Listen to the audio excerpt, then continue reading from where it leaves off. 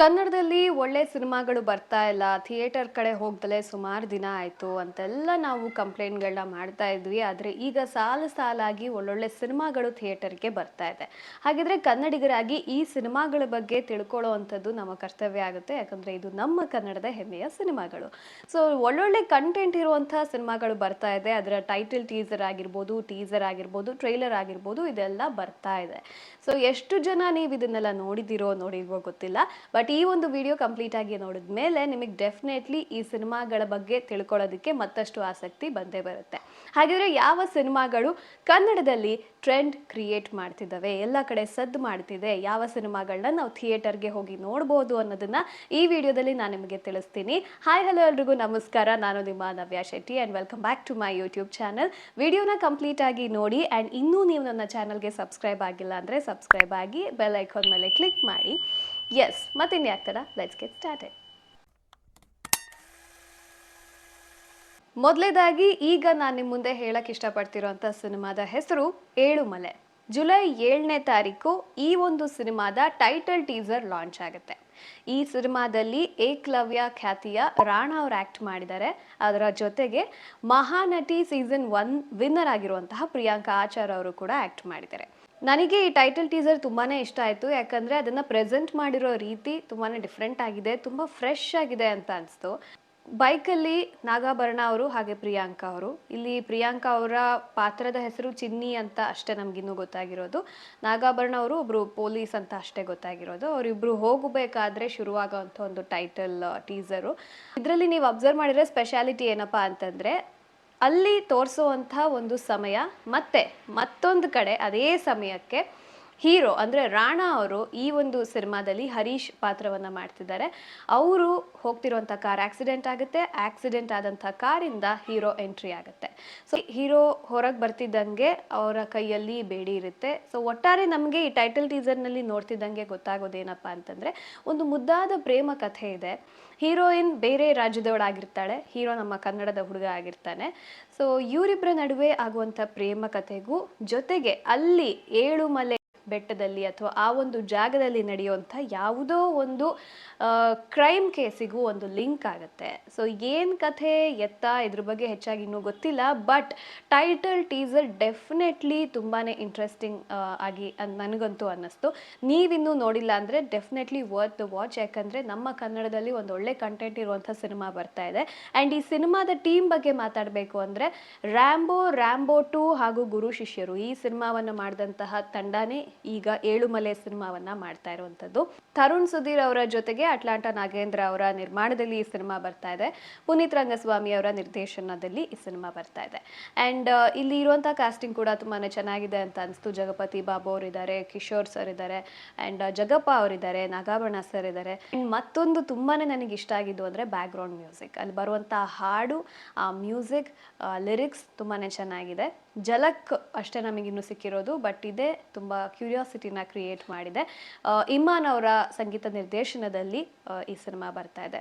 Overall very promising title teaser. ನೀವೆಲ್ಲರೂ ಖಂಡಿತವಾಗ್ಲೂ ನೋಡಲೇಬೇಕು. ಇನ್ನೂ ಟೈಟಲ್ ಟೀಸರ್ ನೋಡಿಲ್ಲ ಅಂದರೆ ನೋಡಿ. ಮುಂದೆ ಬರುವಂಥ ಟ್ರೈಲರ್ಗೆ ನಾನು ಕೂಡ ಕಾಯ್ತಾ ಇದ್ದೀನಿ. ನೆಕ್ಸ್ಟ್ ಫಿಲ್ಮ್ ನಾನು ಮಾತಾಡಬೇಕು ಅಂತ ಅಂದ್ಕೊಂಡಿರೋದು ಕೇಡಿ.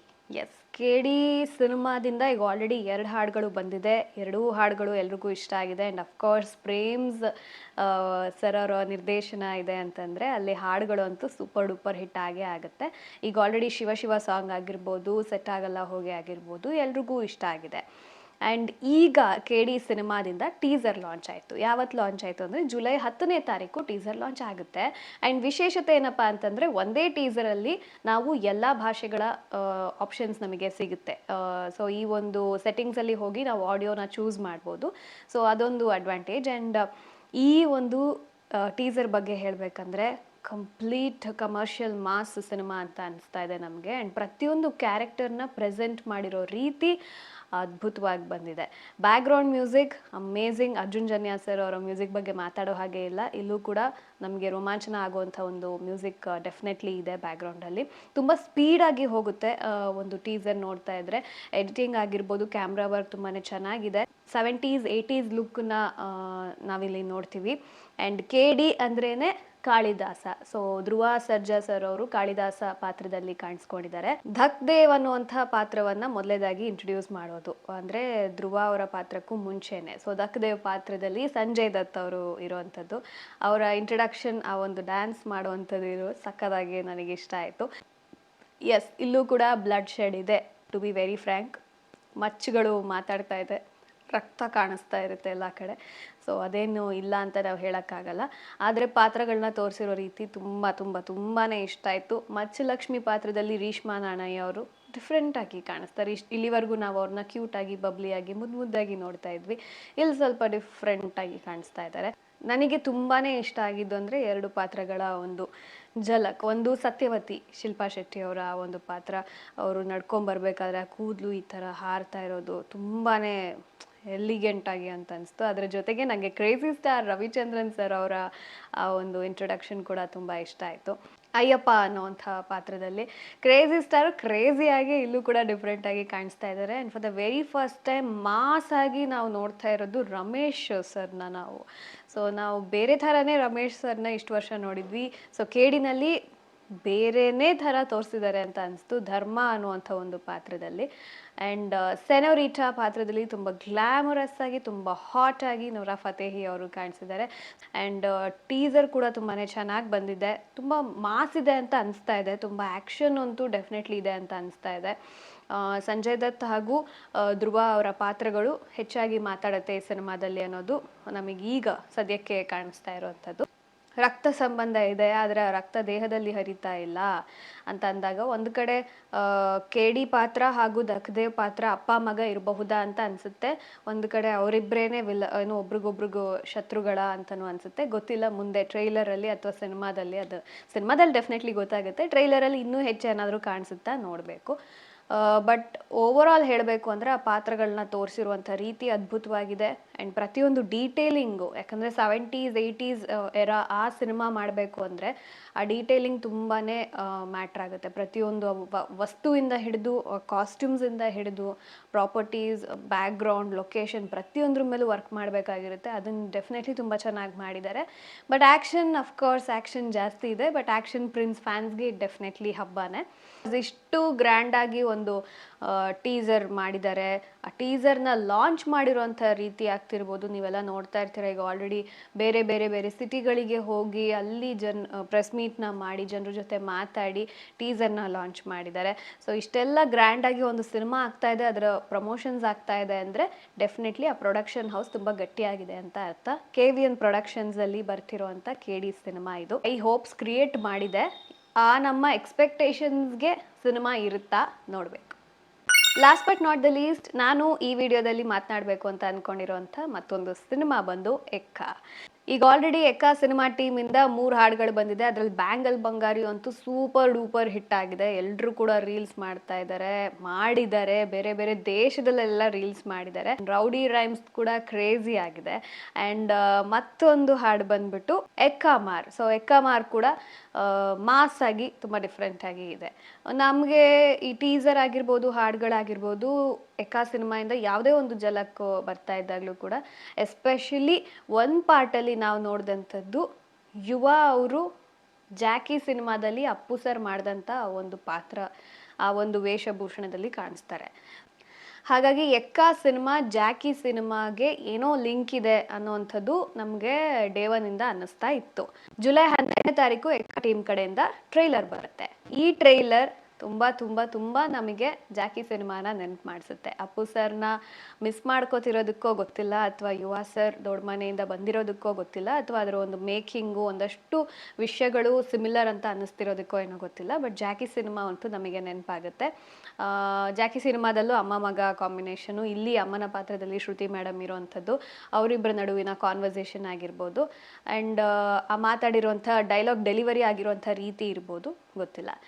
ಹೀರೋ ಪಾತ್ರ ಮುತ್ತು ಅಂತ, ಮುತ್ತುವಿನ ಪಾತ್ರದಲ್ಲಿ ಯುವ ಅವರು ಕಾಣಿಸ್ಕೋತಾರೆ.